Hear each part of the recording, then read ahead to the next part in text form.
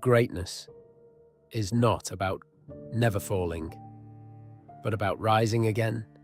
This is the story of Peter, a simple fisherman, who became the rock.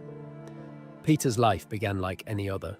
Long days by the sea, casting nets, working with his hands, living a quiet and ordinary life. There was nothing about him that looked extraordinary, nothing that suggested destiny was waiting. But one day, everything changed. Jesus stood before him and spoke just a few words that would rewrite his future forever.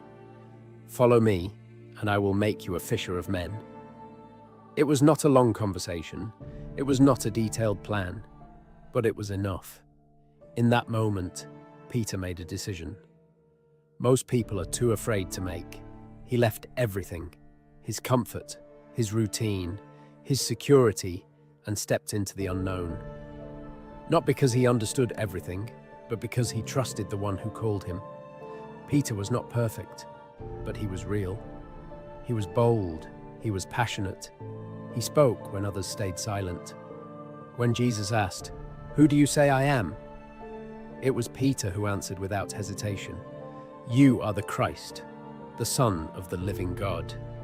And Jesus looked at him and said, "You are Peter, and on this rock I will build my church." A powerful moment, a defining moment. But Peter's story was not just about strength, it was also about struggle. There was a night when everything changed. Jesus was arrested. Darkness filled the air. Fear replaced courage. The same Peter who once walked on water now stood at a distance, unsure, afraid. People began to recognize him. "You were with him, weren't you?" And Peter said, "I don't know him." Again, they asked. Again, he denied. A third time, louder, stronger. "I don't know him." And then, the rooster crowed. In that single sound, reality hit him. The words of Jesus came back to him, and Peter broke. Not because he was weak, but because he realized he had denied the one he loved.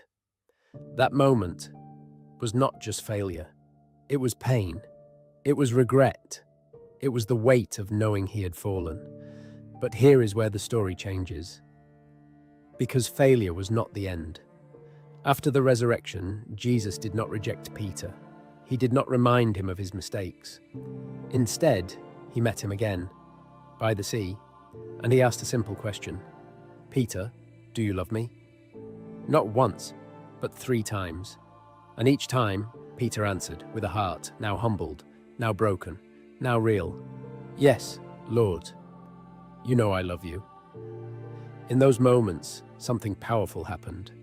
The denial was not erased, but it was restored.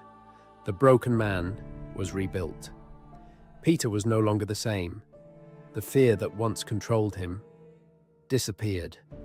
The doubt that once weakened him was gone. He stood boldly before crowds. He spoke with authority. He led with courage.